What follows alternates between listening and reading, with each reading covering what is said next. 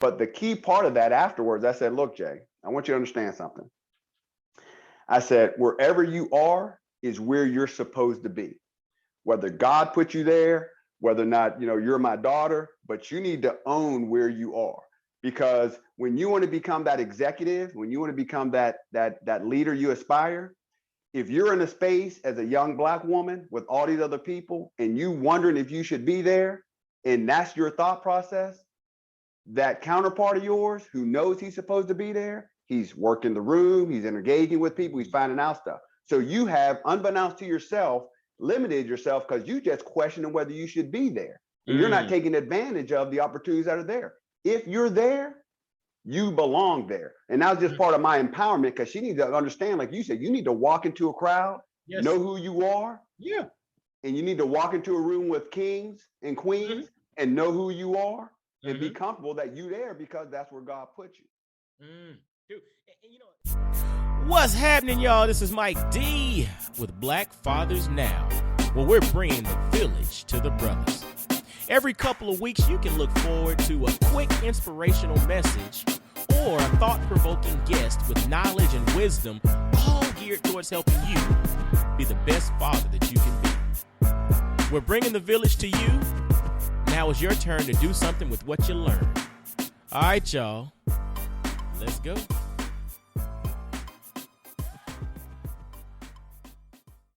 What's going on, fellas? This is Mike D, Mr. Double Down on You, with another episode of Black Fathers Now. Now, look, man, I got a little girl. I got a son too, but I got a little girl. And when you're raising a son and you're raising a daughter, you have to bring different tactical approaches to the table. And regarding my daughter, raising a daughter is something, fellas, y'all know, it's something, right?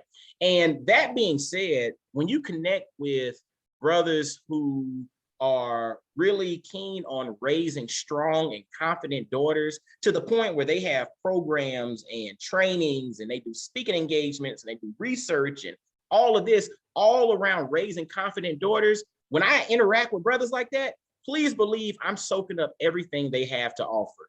And that goes no farther. I don't know the right way to say it. That goes no farther than my man, Colonel J. Edward White. We're gonna call him Eddie in the interview, but his government name is Edward J. Edward White. And he's a colonel in the U.S. Army. He's a husband, he's a father of daughters, he's a scientist. Actually, when we air this episode, he will be retired Colonel J. Edward White. So congratulations on, retirement from the U.S. Army.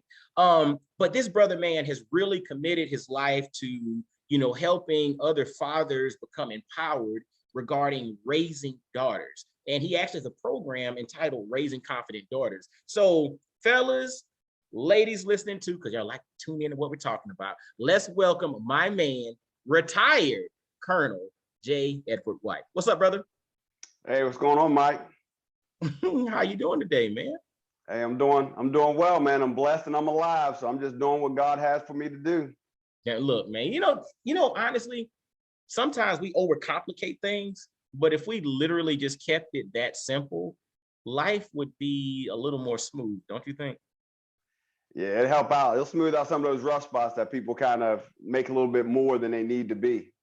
What do you say? Because you think life throws its own challenges, its curveballs and all of that, but it's like if you're playing baseball and somebody's throwing curveballs at you, why do you make it more difficult to hit the curveball that's already coming? Why do we tend to do that? I think some of it is, we talked before about expectation management. You're expecting something, then when it ain't what you expect, you all sorts of thrown off. So therefore, you're kind of always in the catch up. So if you kind of, funny, if you expect the curveball, then it's going to break. If you're expecting a fastball, then you think it's going to come straight. And so I think then you get into these sort of mind games about what are you jumping at, what are you not, jumping at shadow. So there's a whole lot to what is your expectation, and then how do you go about meeting that expectation in the beforehand and then during. Interesting. And as y'all kind of got a little snippet of, this brother's tactical. You know, he and I have, you know, we have our calls on a very regular basis. And one of the things that's interesting is, you know, I come from a place of more personal development, you becoming a better version of who you are. And then the byproduct is really being a better father, being a better husband, being a better man, you know, making more impact in society. My man Eddie comes with some tactical information. He comes with tactical approaches that you can actually put into action. And I know for me, that's kind of a hole in my game, so to speak, in regards to just tactical. Okay, step 1 through 10, these are the things that I need to do to get to the goal. He's brilliant there. And so that's why I really wanted him to come on and kind of share some of the stuff that he has going on and, you know, some of the approaches that he has. But before we jump into that, I always like to give shout outs because, again, who are we without our support system? Who are we without the wind beneath our wings that allow us to be the men that we are? So give some shout outs, man, and then we're going to jump into your story, my brother. Yeah, so obviously I'm gonna give out to my dad. You know, me and my dad, we talk every week. Actually, we'll be talking, you know, probably today. So we've been doing that for about 4 or 5 years. So my dad's obviously been critical in guiding me and raising me to be the man, the husband, and the father I am. My mom, I tell people I'm a mama's boy and I'm proud of it. So my mom has always been there. Of course, my wife, been married 26 years. So she's been, you know, by my side, provided everything I've needed in my life, to be honest, and everything else is just gravy. My 2 beautiful daughters, they're 26 and 24. So they've been critical and really humbling me and letting me know where I am and where I need to go. And those are all the earthly people. I tell you, and I got to give a big shout out to the Holy Spirit. He's been my company and he's guided me for years to get me where I need to be and to give me confidence in getting there. So that's kind of my short list there, Mike. But you know what, though? It's not about having an extensive list. It's about having the right list. And from what you just shared, you got the right individuals and the right people on the list to do what it is you're called to do in life. So kudos to you, my brother.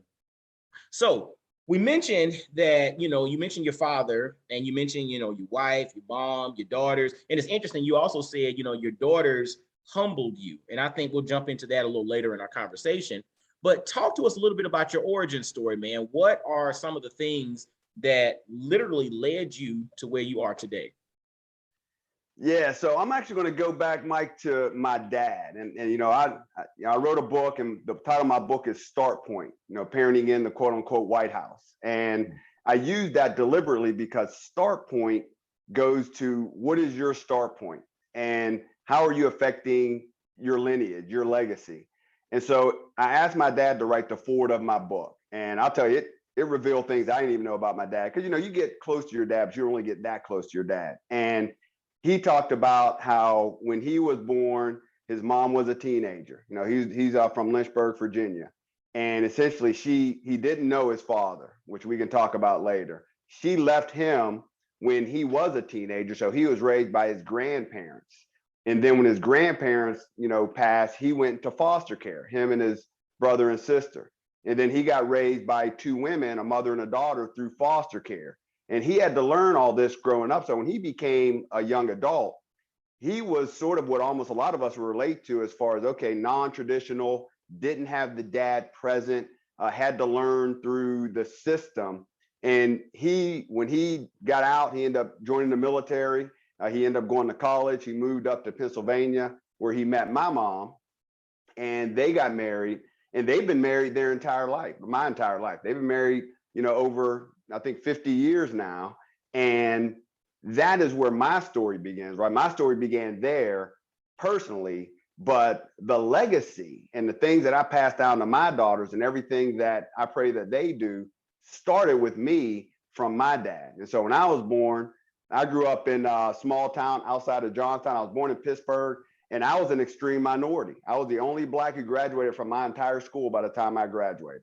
So I was around a whole lot of white folks, you know, and I had to adjust to that, and that was different. Good thing was my family was pretty much all Black, and they kept you grounded in, you know, our culture. And my cousins I hung out with every summer, and just going out and understanding where you are. And that helped me navigate the space I was, but also recognize that everybody's an individual.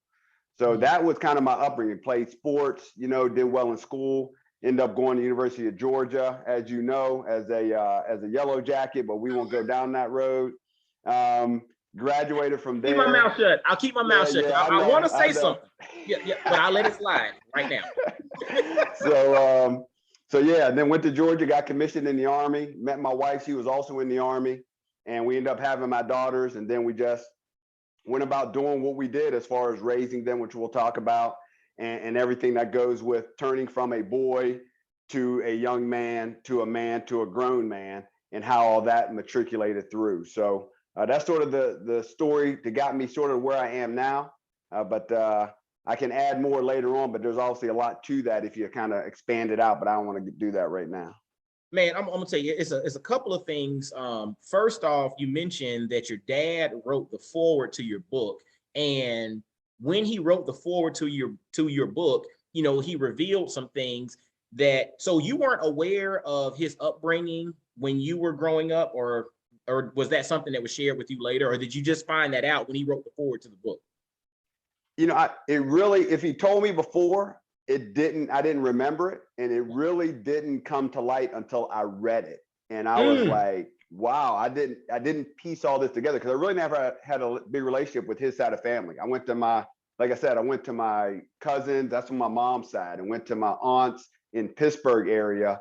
But essentially my dad's side of the family was, you know, a black wall. Now, we did some years ago, we did that whole lineage. So you went through all your grandparents, and we were able to trace back to 1864, 1867. We had talked about before about how black fathers hadn't been black fathers that long, if you look at, you know, generationally.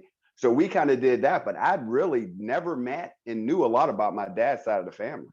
You know, and it's fascinating because I then think about, what if you had not written a book? And more importantly, what if you had not asked your father to write the foreword to the book? How much of his story would not have been told or would have not resonated with you?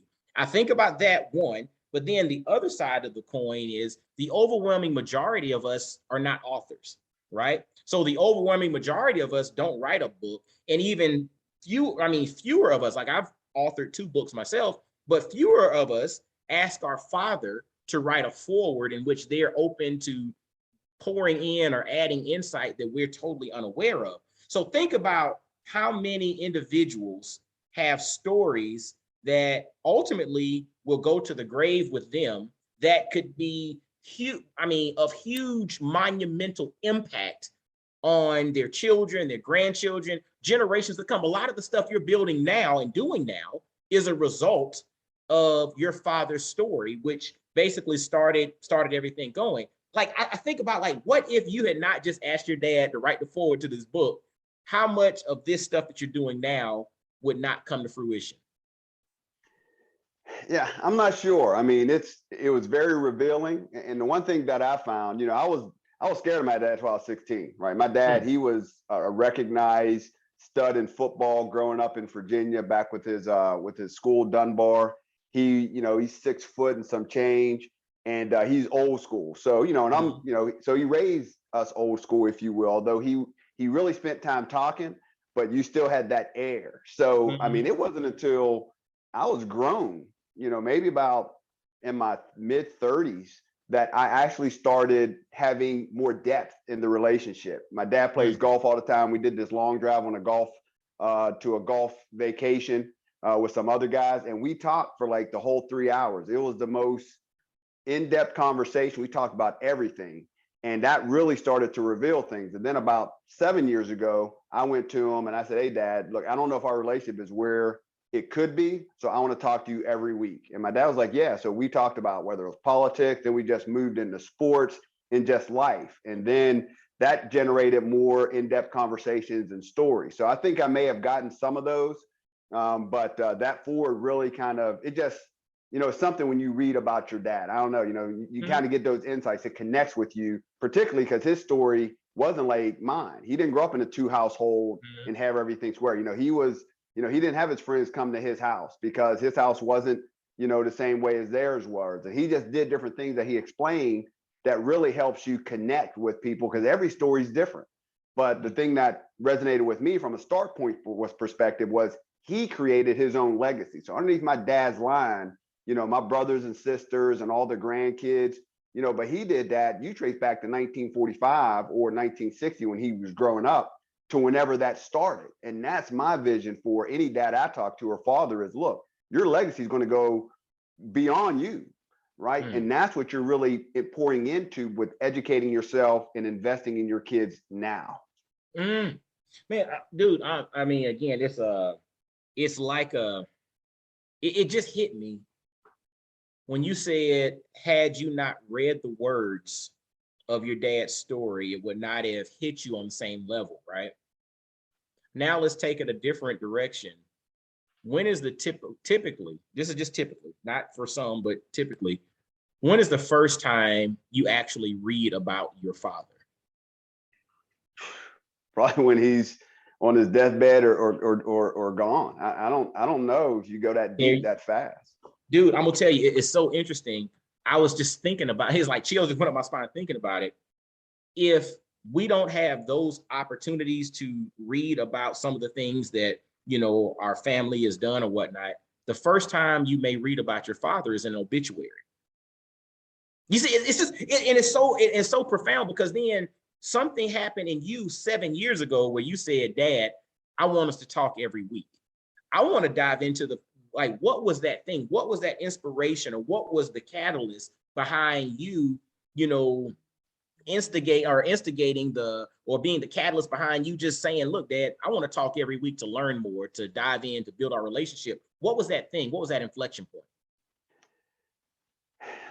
You know what? That's an interesting question. I mean, by my nature, I tend to be proactive and forward thinking. Obviously, we've talked, so I always kind of project out. And what I try to do is, if I see something coming, I try to figure out how not to be in a position after it comes to fruition to be reflecting or be regretting what I did or didn't do. And I don't know if it was a show. I don't know if it was something with me writing the book. Because it took me about 10 years, as to write the book. But whether it was politics, but it was just something in my spirit that said, you can do more, and your dad's not going to be with you all the time. I mean, there's a finite amount of time, and you can do more, and you need to take action to do that. And so what I did, I just went and did it. And I tell people, I'm not one to have where, when my dad passes, right? Nobody lives forever. We're going to be like, man, I wish I would have. And so I was like, I'm not going to be in that position. And a lot of stuff that I do is sort of projecting out. And when you project out, and imagine or envision what that out may be, if you're not comfortable with what that out may be, then you got to take action now. I talk past, present, and future, right? Your past got you to where you are. So you just need to be mindful and recognize that. You can change the perspective and the explanation, but you can't change the facts. So deal with where you are based off what you did. But you have to understand your present dictates your future. So if you want your future to be a certain way, then you got to decide today what actions to take. Because if not, then you're in the same do loop of your past caused your future to be jacked up if you don't like it. And so that past, present, future dynamic helps me sort of look forward and say, this is what I expect that's going to happen, or what I want to happen. If I don't do anything different today, is that going to happen? If the answer is no, then I need to do something different. And that means my actions have to match that, so I can realize that future. Look, brothers, I told you the brother's tactical, right? And, he thinks about things strategically. And like he just mentioned, he's one that if you can do more, you need to do it. If you need to take action, you need to take it. It's not about waiting for it to happen and be reactionary. It's about being on the offense, right? It's interesting. Some people are, in football, they say, offense wins games, defense wins championships, right? But if you score enough points, you don't have to worry about your defense too much, because you just scored enough points in which they don't have the capacity to catch up. And so when I think about that, I'm like, we do need to be more intentional and be on the offensive and be very much proactive. What they say, an ounce of prevention is worth a pound of cure, right? And usually we're talking about that through the lens of health and wellness and our physical being. But when it comes to our relationships, when it comes to our legacy, that same principle applies. An ounce of prevention is worth a pound of cure. And 7 years ago, when you thought about the notion of, my dad and I, maybe we're not in a bad place, but you know what? We could be stronger. It's that concept of good to great. And it's interesting. I think even, and maybe you can dialogue a little bit about this as well. Our natural inclination as humans are, if it ain't broke, don't fix it. Right? It's like, hey, I'm not touching it. Let things go the way they are going. I'm cool with that. But the reality is, when you analyze those that perform at the very highest level, it's not about it. If it ain't broke, they don't fix it. They look for opportunities to go from good to great. You think about when Tiger was, I think he had just done the Tiger Slam, and then he went and broke his swing down to go from being the best there is now to potentially the best there ever was, right? It's like, folks are like, dude, you're stupid. You're the best we've ever seen. It's like, yeah, but I can get better. It's like that to me, I hear tinges of that in your story. Like, what is that, man? Well, it's funny because I kind of call it elite. And when I go into an organization, and I've been an organizational leader for a while, and I've been fortunate where I have operated with the elite of the elite, right? So I know what elite looks like. And you're right, it is a mindset to be elite. So when I go in an organization, I'm like, okay, are we bad? Some things are just bad. You look at football teams, you go to the old Cleveland Browns years ago, it's like, okay, Detroit, they're just a definition of bad. They're badly organized, managed, whatever. So are you bad? Are you okay, which means you're getting by? Are you good? So you're actually doing pretty well, like you said. Are you great? And then are you elite? There's a small percentage of elite. So once you figure out where you are, now you have to figure out where you want to be. And it goes back to that future, it goes back to actions, it goes back to aspirations. So if you're good, are you comfortable being good? And some people are. Look, good is good. But if you want to be great and you want to be elite, then that requires something different. And I've read books, and I've in different areas, and you see the persona of elite. And the thing that always fascinated me when you read about that is, for those who are elite, it almost comes natural.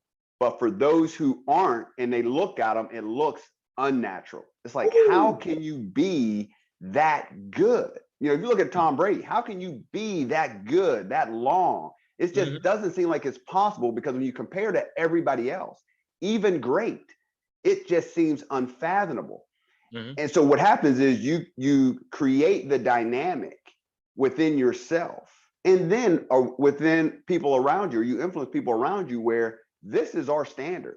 This is how we're going to function. When I talk about in the White House, it's because the way our house was the way my wife and I wanted our house to be. And our normal may not be your friend's normal. It may not be the other person's normal. But our normal is going to enable you. And I told my daughters, I was raising you to be executives. I was raising you to be elite. I wasn't raising you to be good. Heck, I wasn't even raising you to be great. I was raising you to be elite. But to get that means that you have to have the consistency, the mindset, the work ethic, the discipline, the aspiration, the expectation, all of that to come together. And that ain't happenstance. That is deliberate. Oh, it's funny. So again, when you're moved, you move. And so I was moved earlier before our conversation to just go back through the poem "If" by Rudyard Kipling, right? And as you were talking, it takes me back to I think it's the next to the last stanza. And it says, if you can talk with crowds and keep your virtue, or walk with kings, nor lose the common touch. If you can walk with crowds, or if you can talk with crowds and keep your virtue, or walk with kings, nor lose the common touch. It's like, so, and when you think about elite, a lot of times people think about the untouchable, or they think about folks who are not human, but the reality is they're human. They're just elite in their performance in some category of life. And the other part to it is they may be elite in this aspect of life, but be struggling in that aspect of life. So one of the things that's interesting is when I think back to that stanza from if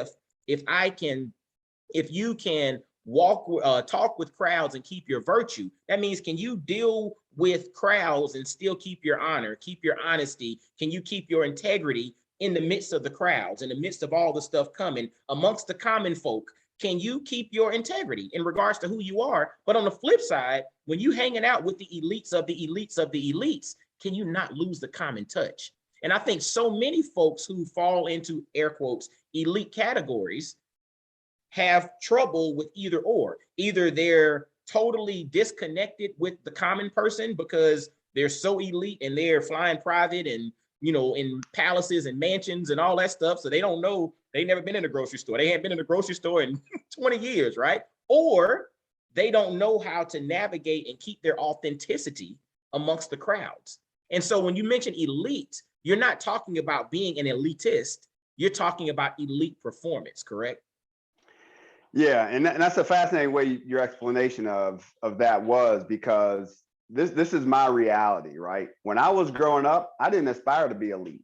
I actually aspired to be above average, right? And my above average was above average to all of my white counterparts, right? Because I was the only black kid in the entire school. And, you know, and my parents, you know, I always knew who I was, what my ethnicity was, and the whole nine. So I said, you know, I need to be better than. So my above average was always compared to them. That also meant, as I was growing up, I also believed in life balance. And this is going to sound contradictory, right? So for me, life balance meant that you factored in family, you factored in personal time, you factored in your kids, and you factored in job.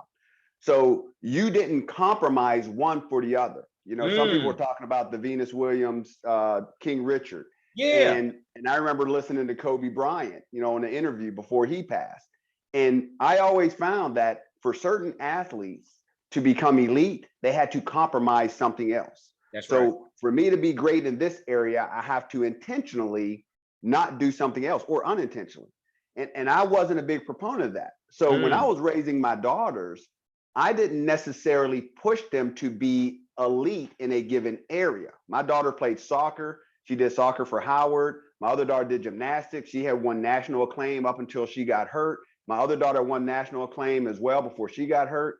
But I never said I pushed them to be elite, because I was like, look, you need to be balanced, because in my view, in the long run, you can be great across the board, elite in certain areas, but balanced holistically. That's my aspiration for my daughters. So therefore, you have to be mentally, physically, emotionally, and spiritually healthy, all of them, financially sound, understand relationships, understand career. So therefore, don't compromise family for, let's say, a sporting event, because then you don't have that relationship. So when you want it, when you're grown, like we know, it's fostered because when you were younger. So I always had to balance between how hard do I push them to do something they don't want to do?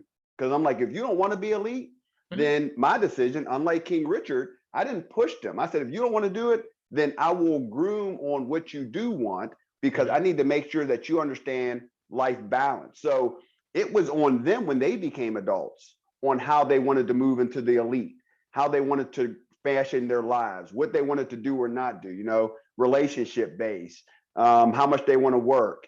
My youngest daughter, she wanted to be a certified public accountant initially. She struggled with the test, but I'll tell you, she didn't necessarily put in the work to pass the CPA. So what did she decide to do? Okay, I'm not going to do it. She went and got another job, paid more money, different dynamic. Hey, that's her decision. If she was driven to be a CPA and she wanted to put in all the hours and compromise other aspects of her life for that period of time, I know my daughter, she could have done it. But I raised her on lifestyle, on balance, on different things. But I'm aware of that. They're aware of that. What I'm saying is, if you're a dad and you want to raise an elite football player, basketball player, whatever, you need to understand how you're setting your child up whenever they're an adult. Because there's certain things, like you say, they're not going to fully appreciate and understand. And somebody's going to have to compensate for that. Just don't go in blind thinking, okay, I taught you to be elite, you're good. No, you know they ain't good. They have issues in other areas. So be cognizant of that. So, you know, and I thought about the concept of trade-offs, right? Because again, I mean, on a personal level, we all have limited bandwidth, right? Like, you know, then you talk about the decisions, you know, you hear the concept decision fatigue, right? Where you basically have a limited capacity to make important decisions. That's why a lot of leadership coaches and all will say, make your important decisions earlier in the day so that towards the end of the day, once you start hitting decision fatigue, you're not tasked with making, vital decisions that could impact lots of people or your family or whatever. And so I get that. And it's a trade-off to it all. But when you mentioned the concept of elite, as you were talking, I thought less of elite as a status and more of elite as a state of mind. So it's basically just like another way of saying like you have high standards for yourself. It's not a status, because again, when people hear elite, again, based off of what you see and all of that, you're thinking, okay, I got to be in this neighborhood with this gated community and this whatever, and this private school and this something and this something. And that's what I'm striving towards. And again, those might be components of your existence. They might be pieces to the puzzle, but I'm not pushing you into elite status. I'm more so opening you up to an elite state of mind. Yeah, that's a really good explanation too, because it's sort of about, they used to say if you were poor, but you didn't know you were poor because your family didn't act like you were poor, then you didn't act like you were, if you want to use the term ghetto, because you were just, you dealt with what you had, but you had a empowerment that meant that you owned where you were and you dealt with it without disavowing or degrading yourself. And you're right. So there is a dynamic where you want to have a mindset and an approach and an existence that you're comfortable with. And your analogy about the crowds and the king. I talked to my my oldest daughter. So my oldest daughter went to Howard, and so she went to high school in a predominantly white high school, right? And so we're all surprised when she went to an HBCU. And so you imagine she has similar my characteristics. And I told her, I said, look, Jalen, you're going to be in a powerful position because you've grown up as a minority amongst white folk, right? But you went to one of the most, popular HBCUs and immersed with Black folk. So you understand the dynamic where you can communicate and engage and relate to this full spectrum, Yes. And your ability to do that is a force multiplier. It is a multiplier because now your ability to influence, your ability to resonate with different people. And I had to teach her about, owning your space. We had this story, kind of a quick sidebar about empowerment, right? And this is taking opportunity to teach her kids. So she actually went to North Carolina with a friend, and her friend's dad played professional football. So they lived in a, rich, almost predominantly white neighborhood.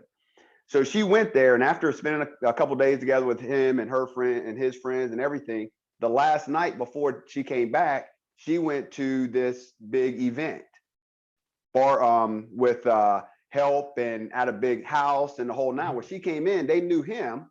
He was Black. He went to Howard. They didn't know her. So people are like, "Are you part of the help? Who are you?" And my daughter's like, "What?" I mean, she was taken aback. I mean, she's like, I think she's maybe 20 or 21 at this point. And so she was just taken aback by it. They're asking if I'm the help. And she felt so out of place because, she was one of the few Black folk. It was old money. They were doing stuff, that they shouldn't have been doing. And she was there. People were like, oh, that's normal. So when she came back and we picked her up, she spent like an hour just talking about how she felt. This was so odd and she didn't know how to deal with it. And so I took that opportunity to teach a life lesson, right? I called them life nuggets. So that next day, because I let her just go, there was nothing at that point she could hear. She just had to vent about how this was. And so I sat down with both my daughters and I gave this, one of my favorite books in the Bible, or the favorite, is Ecclesiastes. And I did this whole life nugget about it and how they have to understand where they are and how society works. And all that stuff is secondary. But the key part of that afterwards, I said, look, Jay, I want you to understand something. I said, wherever you are is where you're supposed to be. Whether God put you there, whether or not, you're my daughter, but you need to own where you are. Because when you want to become that executive, when you want to become that leader you aspire, if you're in a space as a young Black woman with all these other people and you wondering if you should be there, and that's your thought process, that counterpart of yours who knows he's supposed to be there, he's working the room, he's engaging with people, he's finding out stuff. So you have, unbeknownst to yourself, limited yourself because you just questioning whether you should be there. And you're not taking advantage of the opportunities that are there. If you're there, you belong there. And that was just part of my empowerment, because she needs to understand, like you said, you need to walk into a crowd, Yes. know who you are. Yeah. And you need to walk into a room with kings and queens and know who you are and be comfortable that you there, because that's where God put you.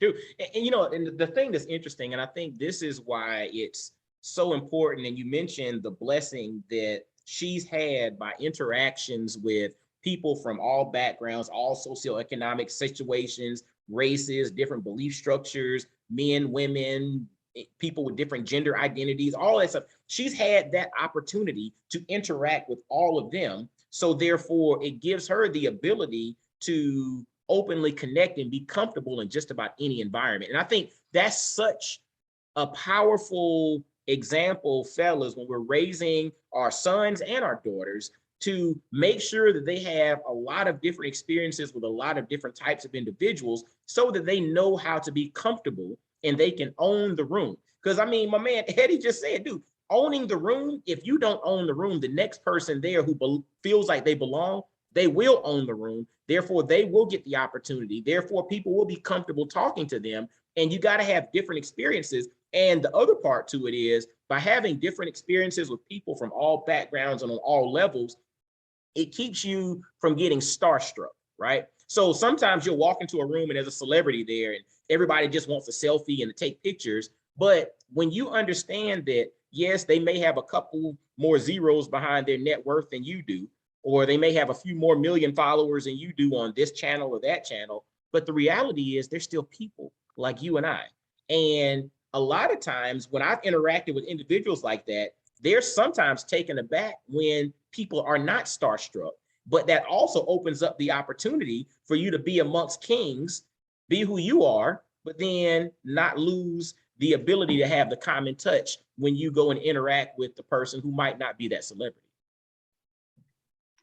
No, that's good. You're right. You're right. And that is, you know, we talk about being deliberate and intentional about raising our kids, right? And so what aspiration do you have for your daughter? You know, part of my program is I ask all the fathers, you know, first, when do you think your daughter's going to be an adult? Because then you backtrace from that to try to instill everything you want in her. And then number two, what are those intangibles that you want to instill in her? You know, not just teach her, but instill, so she innately has. So, you know, when she goes out into the world, she has the characteristics and the attributes that will allow her to excel, to achieve the aspiration you have for her, until you hand the baton off and she has for herself. And so if those attributes and characteristics are what you want in your daughter, then you got to take advantage of opportunities to teach. You need to create opportunities to teach. You need to identify when it's not going the way you want, you know, whether it's self-worth, self-awareness, you know, healthy relationships, resiliency, all these different things that you're like, man, I wish, you know, my daughter, I wish this person, or I wish I had. Well, if you want that for your daughter, because you want your legacy to carry on in that vein, then you can't just be like, well, I hope she gets it. No, you have to be like, okay, I'm going to start when she's 6, 7, 8 years old. I'm going to reinforce this when she's 10, 11, 12. I'm going to keep an eye on this when she's 15 and 16. I'm going to reinforce this when she's 19 and 20. Because when she leaves my house, I know that she's going to be empowered. She's going to be confident. She's going to be self-aware. She's going to know what a healthy relationship is and not being a toxic one that's negative. All that's going to be there. But if you don't, then you just hoping and praying that what you did or didn't do is going to manifest itself whenever she's a young woman. And then you're going to be catching up because you didn't teach her money. You didn't teach her life balance. You didn't teach her how certain decisions have certain consequences. So now you're doing it when she's 24, 25, and now you in the catch-up game. Well, and I want to put a pin in that and come back to that in a second. But you mentioned something initially about, in essence, establishing when you define her as an adult and kind of reverse engineering the process. Again, brothers, he's tactical in how he approaches this thing. Can you unpack that a little bit? The notion of establishing when they're adults and it's kind of reverse engineering to where they are now, and then instilling them with all the things you need to pour into them before they go on their own? Yeah. So, you know, this is I've had different conversations with different dads in my program and even just philosophically. And I always say, typically you're going to be an adult defined by one of two ways, either age-based or accomplishment-based. So some of us, and all the men are listening, some people like, look, you're 18, you out my house, right? 18, you grown at this point, whether you're ready or not, or it's 21. You know, some people say 25 because we matured late, whatever it is. Or is it when you graduate high school? Is it when you graduate college? You know, at what point do you deem them to be an adult? And the reason I offer that is there is a point where you go from deciding and directing what your kids do to advising what they do. And if you don't recognize that point of change, and if it ain't the same with them either, then you're gonna have a lot of friction, right? If you have a 30-year-old living in your home and you think you're directing them what to do, but they have an adult mindset, even though they're living with you, then, you know, I had a friend of mine say years ago, he said, look, houses are made for two adults, right? Because you get that friction and disagreement, it becomes problematic. So you identify that age, because now, and I say you do that early, because when your daughter's 4 or 5 years old, they don't have necessarily dreams of being the vice president or being a CEO, right? They're just trying to figure out how to do the different things that a 4 or 5-year-old do. They're relying on us as fathers when they get to the point of moving from being a baby and figuring out how to walk and goo goo gaga. When they get to the point where we need to develop them to be young adult women, they expect us to help raise them to be young adult women. If you're treating your 9-year-old like she's 1, you ain't doing what you should be doing as a father, as a steward, to prepare her to go into the world. So at 4 or 5 or 5 or 6, depending on what age you want to take, you transition from, you know, helping her and nurturing her to investing in raising her. And if you're going to make that transition at 5 years old, I just believe you should know whether you have 13 years or 15 or 16 years, because that 3 or 4 years is a big difference, because you have to take advantage of opportunities, and certain opportunities only present themselves at certain times. So therefore, if you have that end state, you at least have, okay, I got 10 to 15 years. And therefore, now let me go back to the age of 6 or 7 and start to do things that I can do year after year after year, right? It's almost like if you go to college or taking a football season.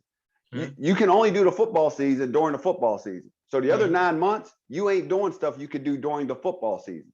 Absolutely. So if you only have those cycles, then you got to make sure that you're taking advantage, because you may only have, you don't have all year, you got this time period. You know, so it just helps you, because even fathers who are not in the home or fathers who are separated, you have less time now with your daughter. Well, guess what? You got to make that less time work. If you have more time, then that you still got to make that more time work. But, and I always tell people, last thing before I stop on this point, Mike, you got to do it all before they turn teenagers. Because when they turn teenagers, you are now building or expanding or reinforcing, because they ain't trying to be hanging out with daddy. It ain't cool to be spending their time with daddy. They got all these other distractions and opportunities that they can do and spend their time. If you waiting until they 14 or 15 to pour in that sage advice, I'm just telling you, bro, you probably missed the boat. You got to do it when they're 7, 8, 9, 10, 11. And that short 6 or 7 year window will drive everything else. And you really gave me a good segue for the thing that I put a pin in. What if there are, and if this is a lot of individuals, a lot of brothers, you know, we don't do things perfect. I mean, perfection is not a requirement for greatness, right? But, you know, there's a lot of mistakes that have been made, or there's a situation in which maybe I was not intentional for the first 5, 6, 7, 10 years of my daughter's life. What do you have to say to that, brother? Because you mentioned catch up, right? But the reality is the past is gone.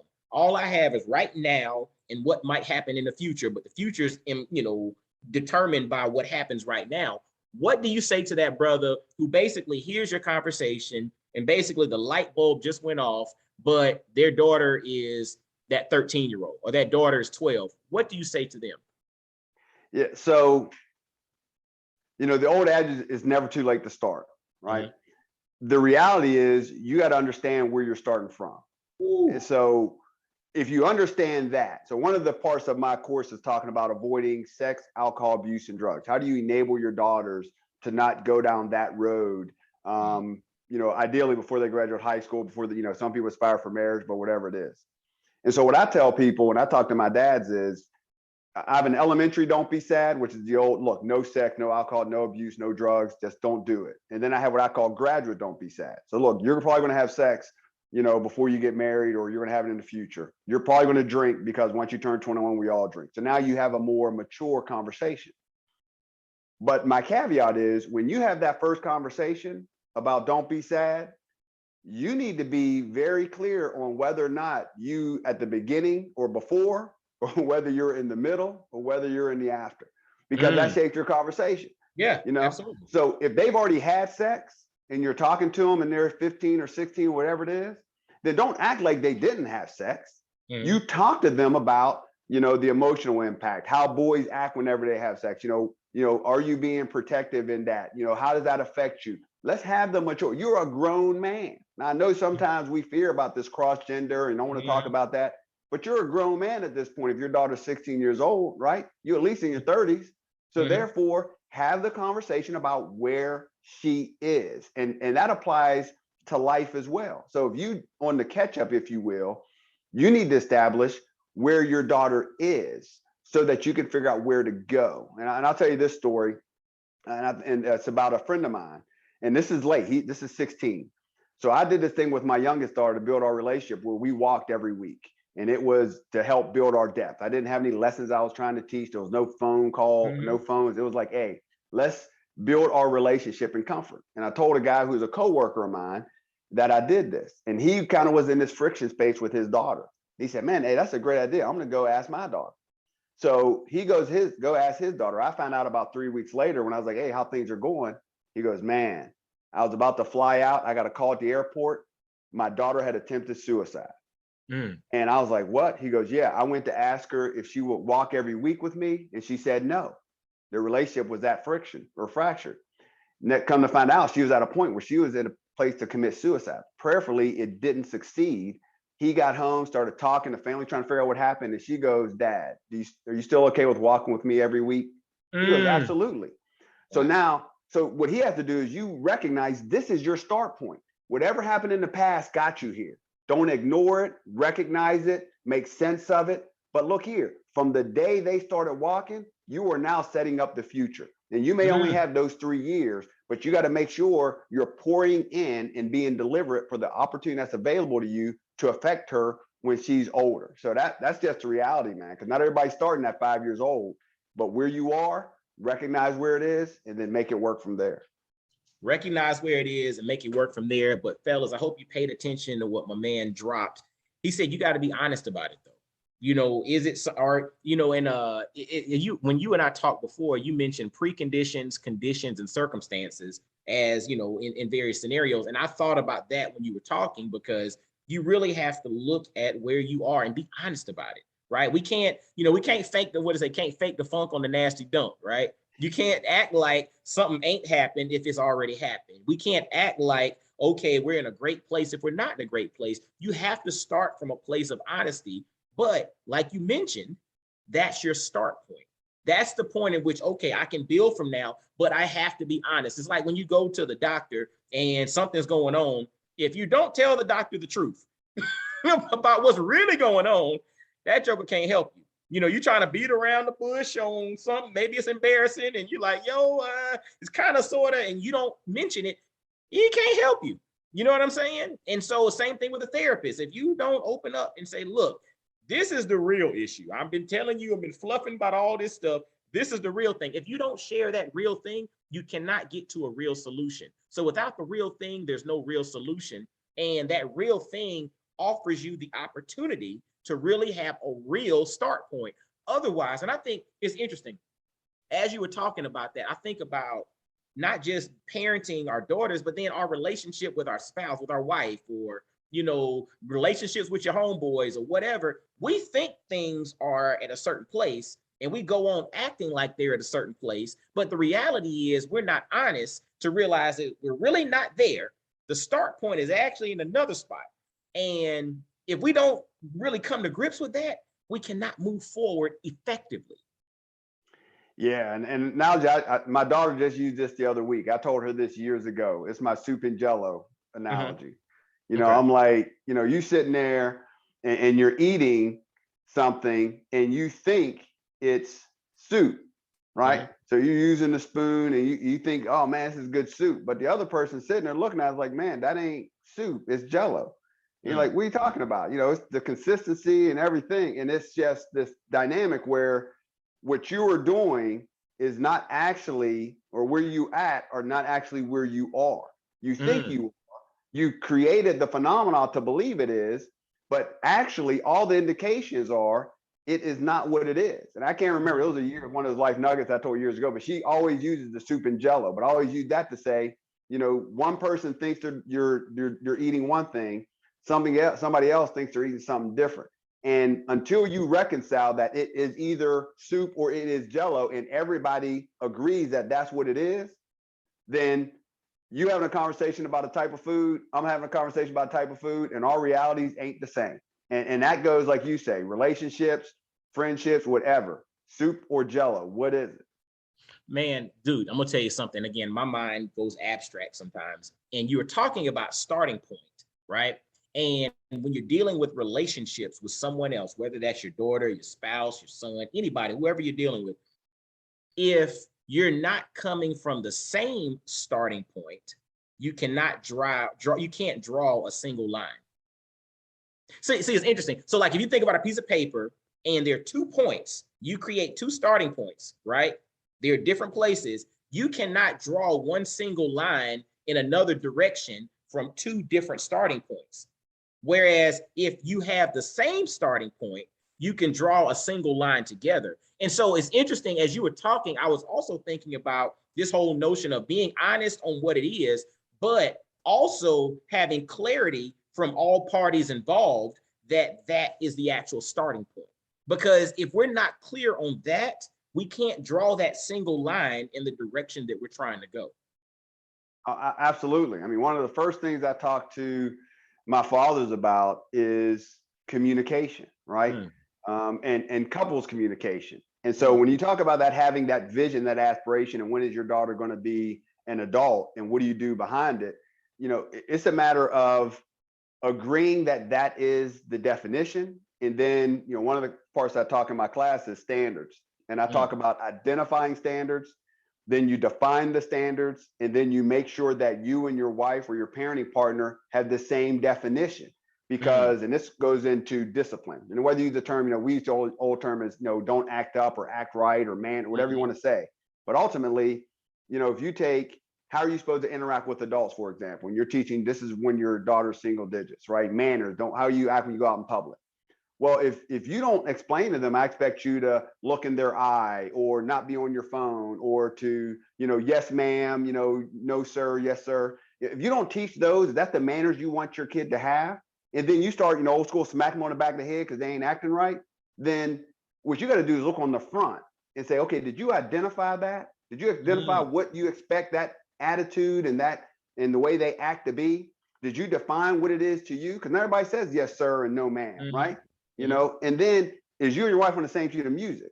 Because, and I do that early, because then when they become older and you add in intangibles, right? You add in what is self-worth and self-awareness, what is valuing your opinion. Well, if you're cutting them off in conversations and you're acting like what they say doesn't matter, then you don't know, but you're just devaluing them.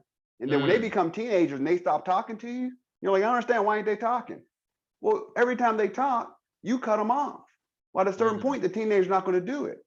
And so, but if you identify self-worth, right, as important, and empowerment and independence as important, and you and your wife agree, then when they start talking, be quiet and listen. Let them finish, then respond, and respect what they say, even if it doesn't make any sense. They're young, it's not. Respect what they say. Have a mature conversation. Drop some nuggets. Let them go back and then come back and talk to you later. Now you are giving them the independence. You're giving them the respect. They're valuing their opinion. Because if your dad doesn't value your opinion, your mom doesn't value your opinion, then who's going to value your opinion? But yet you're going to be complaining when they're older about why they ain't, you know, all proud and they can't go and own their space. But that's an undercut thing we do. That's why you have to really have that up front. You got to know what you want. If you don't know what you want, you're going to set the conditions for what maybe you don't want. Mm. Mm. Man, I'm gonna tell you, and it's funny, moment of transparency. This morning before school, we are taking our kids to school, and I'm getting breakfast ready, my wife's getting ready, all of that. And the dog needed to go outside. And so I told the kids who are 8 and 10, all right, you get the bags, you can pick up the poop, y'all go outside, take the dog, and let him do his thing while I finish getting stuff ready, just to kind of, we're making things happen. So they're fussing on the way out the door on who's gonna have to pick the poop up. It was the funniest thing, right? But they were fussing so much about it that they went outside and they missed the dog pooping. And so now the dog pooped in the yard and they don't know where it is. And so they came in and was just like, well, Dad, we couldn't find it. And I was like, yeah, because y'all were fussing about who was going to pick it up versus just paying attention to where he goes. And then y'all negotiate who picks it up, out there. And my little girl, she got mad at me because she kept wanting to explain to me, well, why she didn't do this, why she didn't do that. And I kept cutting her off. I was like, no, I don't really want to hear anything you have to say because you did not do what you were told. I gave you one directive. Go pick up the poop, come back in, throw it in the trash can, come back in, wash your hands, and get ready, eat your breakfast. She was so bent on wanting to explain her side of the story, but I kept shutting her down. I didn't want to hear anything. I was like, nope, I don't want to hear. You didn't do what I asked you to do. I don't want to hear what you have to say, right? And you saying that, again, makes me think, again, I know she didn't follow instructions, but I have to catch myself in shutting her down, even when she's not right or even when she's wrong in regards to expressing herself, because I don't want to create her having minimized confidence, even when she's wrong, in rooms and in circumstances, to openly communicate what it is she wants to say and get it off her chest. So it was interesting. It's funny you say that because literally I was like a couple of hours ago, that thing just happened. And I'm just like, wow, I could have handled that differently. And so going forward, I will, even though they can still get in trouble for not following instructions, but I'm going to do a better job of not shutting it down as a form of discipline, air quotes here. I'm going to really still allow them to communicate because I'm building strong, like you mentioned, build confident daughters. My son too, building a confident son or raising a confident son and raising confident daughters. I think that's important. So I appreciate you for sharing that, man. Yeah, and let me kind of explain. You mentioned this, and I'm not sure if your audience is tracking because sometimes I have to go over this with my fathers. Preconditions, conditions, and circumstance, right?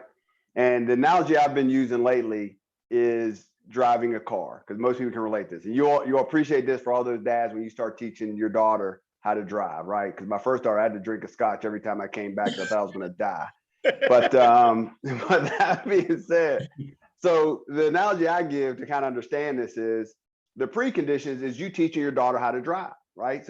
And so how fast, how to understand scenarios and situations, how far do you follow behind somebody? All that is the preconditions. If you're designated as the person that's going to teach your daughter driving at night, driving on the interstate, the whole nine. Now, imagine this condition. It's snowing outside. You're in a windy road. You're up in the hills. I'm from Pennsylvania. You're up in the hills and mountains of Pennsylvania. There's no guardrail and the drop off is scary. And your daughter's driving, right? So you set the conditions now to have your daughter drive in these weather conditions with the car along these windy roads. The circumstance is you about to go around a S turn or a U curve or a tight turn. Now, if you've been driving in the north, how you should take that turn, right? Now, if you imagine life with your daughter and she's in this space, what are you doing in that circumstance, right? Are you going to be yelling at her? Are you going to trust that she's going to slow down and not press the brakes, but pump the brakes so she doesn't slide? Does she know how fast to take that turn? Because in the preconditions, did you actually teach her how to do that and talk her through that? What is the risk if she doesn't do it, right? So all that, you talk about that dynamic. How are you interacting or what did you teach? Because us as fathers, we know if you drove for a while, you've been in the snow and sharp turns, how you should handle it. So what you're trying to do is if you can anticipate it further back, A, you might not have her drive, but if she is going to drive, you're going to make sure maybe you taught her when you were teaching her how to drive. If not, you're going to explain to her, and your relationship is going to go how she responds. Oh, yeah, Dad, you're right. Or, Dad, I know what I'm doing. Girl, you don't know what you're doing. You ain't never drove in these conditions. Why are you going so fast? Why you worry about how fast I'm going? Because guess what? You understand how much control you don't have as a dad when you sitting in that car and your daughter's driving. Ooh. She controls everything. She's riding close to that curb and there's no shoulder. That's why I was drinking. How fast is she going? How slow is she going? So all you dads who are out there with your single digit daughters and ain't learned how to drive yet, trust me, when you're teaching your daughter to drive, you will learn about preconditions and conditions. You'll learn about influence and relationships and communication. That's why I teach what I teach when they're younger, because I went through that. And you realize that when they leave the house as well. So if you're trying to imagine what precondition, condition, and circumstance is, imagine that scenario and how you are sitting in the passenger seat and how trustworthy and how your relationship and what your confidence is with your daughter driving the car in that scenario. Fellas, look, what he just said there. Right now, you may be driving your daughter, right? And actually, your daughter may be sitting in a booster seat or sitting in a car seat. But it's going to be a time in which she's going to be driving and you'll be sitting in a passenger seat. But even more like telling or more impactful is there's going to be a time in which, guess what? You're not even going to be in the car and she's going to be driving.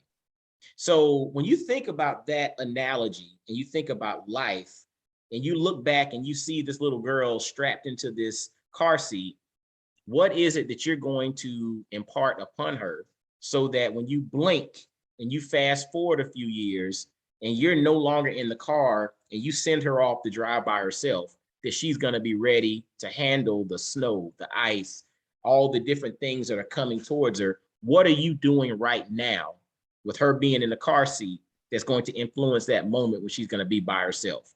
And if you've never thought about it on that level, I want you to listen to my man, Eddie, Colonel J. Edward White, who's doing Raising Confident Daughters and courses and books and coaching and all of that. Actually, man, go ahead and give everybody all the tags and the links and everything in which they can learn more about what you're doing. Because, bruh, what you've dropped today is so impactful. And if you're raising a daughter, if you're thinking about raising a daughter, if you know somebody raising a daughter, they need to connect with my man. Yeah, thanks, Mike. So I'll tell you, for every dad out there who wants to kind of hear what I call my case study, you go to raiseconfidentgirls.com. That'll take you, just give me your website and I can get you linked up. But really, it's allow you to hear some more insights. So raiseconfidentgirls.com is the place to go to. My IG is startpoint.jed. And my website, and I know Mike hasn't been dropping the junior, but my dad's James Edward White. I'm James Edward White Jr. So I am a junior. When I was young. Hold on 1 second. I didn't hear you. Hold on 1 second. You're muted. All right, say again. You muted. So see, Startpoint JED is the Instagram. IG. Yeah. Okay. Yeah. And so my website is jedwardwhitejr.com. And I learned that junior, Mike, because I did this project in school one time and I didn't include the junior. And my dad took it. He said, "This ain't yours." I said, "Dad, what are you talking about?" So it's jedwardwhitejr.com. And that's really because one of the things, Mike, and we talked about this, it's about helping dads and it's about helping communities. And if you're a nonprofit, a church, an organization that really is invested in helping the community, what I want to do is get access because, a lot of stuff we're talking about, I believe we can do better as dads. I believe we can do better as parents. And it is a partnership that we go out and we educate because, I always believe that at best, we're raising our kids to be adults. We know what worse is, but almost no parents, and my dad is the same, no parents raised their kids to be parents. So when you become a parent, if you think about it, you're either mimicking what you saw, whether it's applicable or not. You're avoiding what you know was bad or you didn't like, whether it was good or not. And then you're guessing everything in between. And the consequence of not guessing right is your kids. It ain't you because you grown now. It's your kids. And we need to change the narrative of kids today because I believe it's parents yesterday. And if you're a parent, you're going to set the conditions for what your kid is doing now. and your legacy whenever they're grown. So that's what I want to try to do, is partner with communities, help dads individually, because there ain't no point in me knowing what I know if I can't give it to somebody else to help their line. Man, look, it ain't no point you knowing what you know if you can't give it to somebody to help improve their life. And brother, that's why you're here on Black Fathers Now, with your tactical advice, with your dynamic experience, with your stories, with everything that you bring to the table. So fellas, ladies listening to, make sure to direct your dude to this. Go to raiseconfidentgirls.com. On Instagram, you can follow StartPoint JED. You can also visit jedwardwhitejr.com. And I'll have contact information in the show notes for you all to get in touch with my man. Now we're recording this before he's retired, but we want to congratulate him too. The retired Colonel J. Edward White from the U.S. Army. We want to thank you for your service. Thank you for your time. And brother, if you have any parting words, you have the floor. Yeah, hey, Mike, appreciate you inviting me. Appreciate the conversations we've had before this, and I enjoyed the conversation here today. I just want to encourage every dad out there, whether you got girls or whether you got sons, invest in your family. We talked about balance. If it's important to you, you'll do it, right? So you got to decide how important is your sons and your daughters, how important is your wife, how important is your relationship. And if it's important, if it makes your top 3, then what you got to look at is how much time are you investing in that? And that's mental, physical, emotional, spiritual time. And if you're doing that, then, and you have an idea of what you're going to do, then you will start to see the fruits of that. And so remember, past, present, and future. Today, if you're listening to this for the first time and this is your start point, then make today the start point to dictate your future. And you just use the past to help make sure that you can get it where you want it to go. So that's my last parting words, Mike. Appreciate the time, and look forward to talking to you more and doing some work in our communities as well.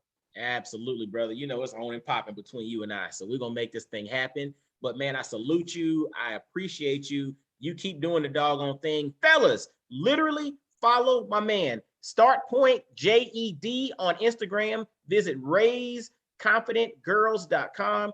Also visit jedwardwhitejr.com. You can get all his information, contact, check out his course, register for his stuff, bring him in to speak, bring him in to do workshops. The brother, now he's now retired from the U.S. military too, so he's probably got a little more availability. But reach out to the brother, man. Bring him in to do his stuff. As you can tell, he has life-changing information, and we got to make sure that we get that to the folks. What good is information if it's not in the right hands, right? And so let's get his stuff in the right hands, because we got to raise confident girls, man. We got to raise confident daughters, because our future depends on it. My man, I salute you. Thank you.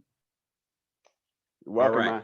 Well, fellas, as always, visit blackfathersnow.com, subscribe, make sure to send this episode out, let all the brothers around the world know about what you heard, let them know you heard about it on Black Fathers Now. If you encounter my man Eddie, Colonel, retired J. Edward White, if you encounter him in public and you didn't know about him before hearing this, let him know you heard about him on Black Fathers Now. And until next time, y'all be blessed, well, and wise, and I'll holler at you. Peace. Yo, fellas, I hope you enjoyed today's episode. And always visit blackfathersnow.com, as well as follow Black Fathers Now on virtually every social media platform you can think of. Instagram, Facebook, Twitter, everywhere. Just follow us and engage with us, man. Look forward to hearing from you. And I guess until next time, I'll holler at you. Peace.